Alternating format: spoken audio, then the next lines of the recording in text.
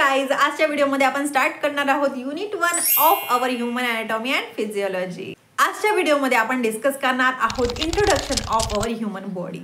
Do you know what, आजचा हा जो टॉपिक आहे खूप बेसिक असा टॉपिक आहे, बट मोस्ट इम्पॉर्टंट आहे। का तर पुढे येणारे जे काही युनिट आहे ते कम्प्लिटली बेस्ड आहे युनिट नंबर 1 वरती। सो युनिट 1 नंबर 1 जर आपल्याला क्लिअर असणार तर बाकीचे जे काही युनिट आहे ते आपण इझिली कव्हर करू शकतो। So without wasted any time let's start our lecture. Hey guys, welcome back to our channel. मी पल्लवी, असिस्टंट प्रोफेसर, तुम्हा सर्वांचं स्वागत करते आपल्या मराठी चॅनल आपल्या फार्मसीमध्ये, जिथे आपण बघतो फार्मसीला आपल्या मातृभाषेमध्ये म्हणजेच आपल्या मराठी भाषेमध्ये। गाइस, आपण डिस्कस करणार आहोत अॅनाटॉमी अँड फिजियोलॉजी। आपला जो काही सब्जेक्ट आहे, सब्जेक्टचा नेम सुद्धा आपल्याला माहिती आहे, अॅनाटॉमी अँड फिजियोलॉजी आहे। So the main thing, what is anatomy and what is physiology. Anatomy म्हणजे काय आणि फिजियोलॉजी म्हणजे काय। गाईज, टॉपिक बघा किती इंटरेस्टिंग आहे। म्हणजेच आपलीच बॉडी आहे, आपलीच ऑर्गन आहे, पण आपल्याला त्याबद्दल फारशी इन्फॉर्मेशन नसते।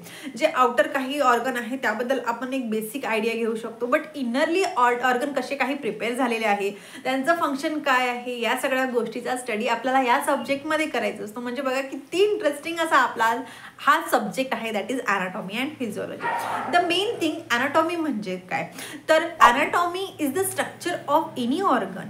म्हणजेच एखादा ऑर्गन आहे तो कशा प्रकारे प्रिपेअर झालेला आहे, कशा प्रकारे त्याच्यामध्ये लेयर्स प्रेझेंट आहे, आउटर लेअर काय आहे, इनर लेअर काय आहे, त्याचा डिटेलमध्ये स्टडी करणं म्हणजेच anatomy.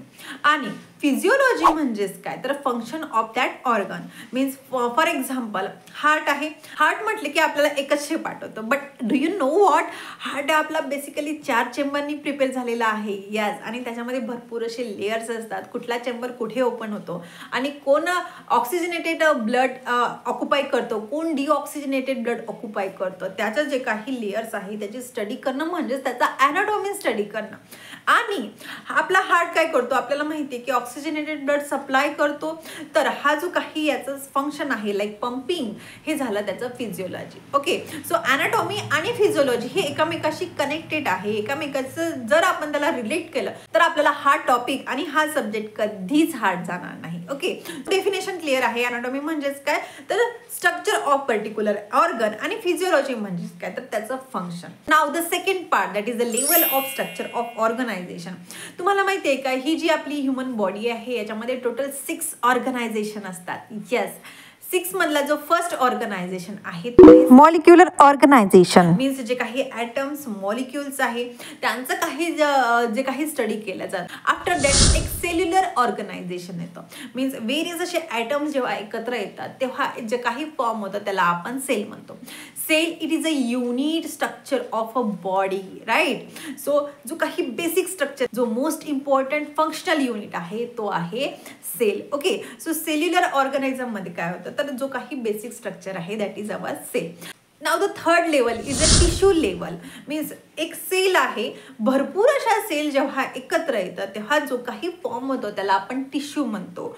So this level is our tissue level. After that एक टिश्यू फॉर्म झाला आहे, जेव्हा वेरियस असे टिश्यू एकमेकाला कनेक्ट होतात तेव्हा एक ऑर्गन फॉर्म होतं ज्याला आपण ऑर्गन लेवल म्हणतो। For example our heart, lungs, liver हे जे काही झाले ते आपले ऑर्गन्स झाले। आणि कशा प्रकारे प्रिपेअर झाले तर वेरियस असे टिश्यू एकत्र आले, त्यात तो जो काही पर्टिक्युलर फॉर्म होता त्याला आपण ऑर्गन म्हणतो।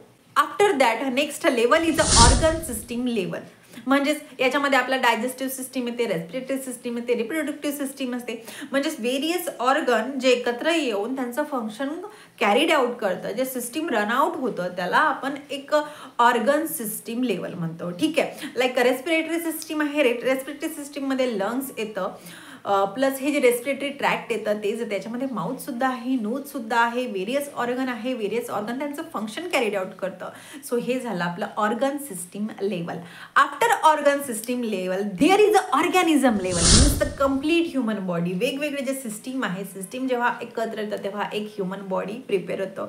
ओके, सो बेसिक पासून तर कम्प्लीट पर्यंत ही आपले वेगवेगळे लेवल्स ह्युमन बॉडीमध्ये प्रेझेंट आहे। So isn't it interesting.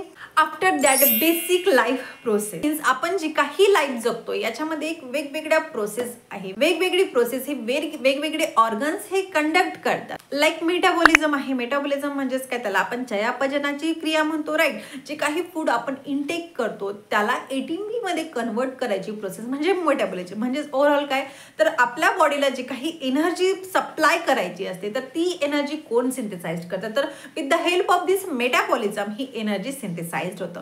रिस्पॉन्सिव्हनेस म्हणजेच आता एखादा स्टिम्युलाय ज्याला आपण रिस्पॉन्स करतो, लाईक कुठेतरी काहीतरी पिन टच झाली आहे तर आपण त्याला लगेच रिस्पॉन्स घेतो, आपला हात माघारी घेतो, किंवा एखाद्या गरम पातेल्याला हात लागला तर पटकन आपण हात मागे घेतो. सो ही झाली responsiveness. This is the one of the life process of our body. Another process is a moment, like we can move from one region to another region. Plants हे सगळं करू शकत नाही. प्लांट्स आपल्याला माहिती आहे की एका ठिकाणी जे तिथे लागलं तर ते तिथे लाईफ टाईम राहतात, but we can move from one region to another. So it is one of the most important life process. After that growth, बाळ जन्माला आलं तर ते हळूहळू हळूहळू हळूहळू मोठं होतं. मीन्स त्याचे जे काही ऑर्गन्स आहे ते डे बाय डे डेव्हलप्ड होतं आणि एक मॅच्युअर लेवलपर्यंत ती जाऊन पोहोचतं. So this is the growth level. After that, the differentiation means the specialization of our cell. After that, the reproduction, that is the generation of a new life or the production of new generation is called as the reproduction. Okay, so these are the basic 6 life process of our human body. After that the body system overview म्हणजेच ही जी काही आपली body आहे total 11 सिस्टीमनी run out होतं. Yes, actually जी system आपल्याला कदाचित माहीत पण नसते तर अशा किती सिस्टीम आहे जे आपली बॉडी रन आउट करते, तर त्याच्या टोटल 11 सिस्टीम आहे. ज्यामध्ये फर्स्ट सिस्टीम आहे इंटिग्युमेटरी सिस्टीम. मीन्स इंटिग्युमेटरी सिस्टीममध्ये असे काही ऑर्गन्स येतात जी आउटरली आपल्या बॉडीला कव्हर करतं. यामध्ये आपली स्किन येतं, नेल्स येतं, हेअर्स असतात जी आउटरली प्रोटेक्शन आपल्याला प्रोव्हाइड करतं. After that skeletal system. No, आपल्याला ही जी काही रिजिडिटी आहे ते कशा थ्रू झाली आहे, स्केलेटल्स आपल्या बॉडीमध्ये प्रेझेंट आहे, ज्याला आपण हाडं म्हणतो. म्हणजे हाडाची जी काही सिस्टीम्स आहे, we can move like this, we can run, we can walk, we can even talk, sleep. तर हे सगळं कशामुळे होतं, तर वेगवेगळ्या रिजनमध्ये वेगवेगळे स्केलेटल्स प्रेझेंट असतात.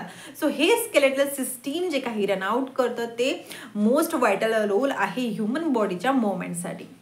After that muscular system. We know हे जे काही स्केलेटल्स आहे ते कव्हर कशाने झाले, तर मसल्स थ्रू कव्हर झाले. सो ही जी सिस्टीम आहे याला आपण मस्क्युलर सिस्टीम म्हणतो. आफ्टर दॅट नर्वस सिस्टीम असते. नर्वस सिस्टीम मीन्स काय, तर nerve impulse from one region to brain जे सप्लाय होतं आणि जो काही रिस्पॉन्स आपला ब्रेन थ्रू पर्टिक्युलर ऑर्गन देतं त्याला आपण नर्वस सिस्टीम म्हणतो. व्हेरियस अशी चेन असते नर्व्सची जे एकामेकाला कनेक्टेड असते आणि ही जी काही कनेक्शन आहे याला आपण नर्वस सिस्टीम म्हणतो. After that we have endocrine system. Endocrines are some glands. ह्या ग्लँडचं काय फंक्शन आहे, तर व्हेरियस सिक्रिशन हे प्रोव्हाइड करतं, व्हेरियस हार्मोन्स आपल्याला सिंथेसाइज करून देतं which conduct their function. After that cardiovascular system. Like जे सिस्टीम आपला हार्ट कंडक्ट करतं, लाईक डिऑक्सिजनेटेड ब्लडला घेतं, त्याला कन्वर्ट करतो ऑक्सिजनेटमध्ये आणि कम्प्लीट बॉडीला सप्लाय करतो, त्याला आपण कार्डिओव्हास्क्युलर सिस्टीम म्हणतो. That we have lymphatic system.